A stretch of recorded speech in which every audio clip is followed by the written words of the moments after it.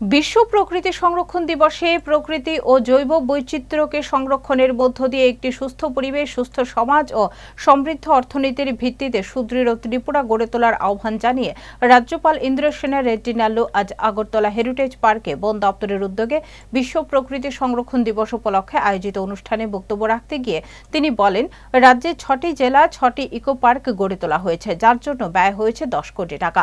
তাতে জীবিকার উন্নয়নের পাশাপাশি পর্যটন ও বন সংরক্ষণ হবে। শুধু তাই নয়, রাজ্য সরকার সব জেলায় বায়ো ভিলেজ মডেল সম্প্রসারণের পরিকল্পনা নিয়েছে। বিশেষ করে আদিবাসী এলাকায় বায়ুর গুণমান পর্যবেক্ষণ ও অবকাঠামো গড়ে তোলা হবে।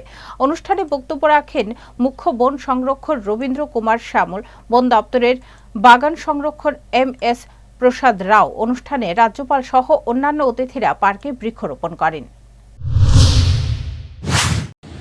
The success of India's first self-sustaining bio-village at Daspara in Sipaijala district is a shining example of what we can achieve.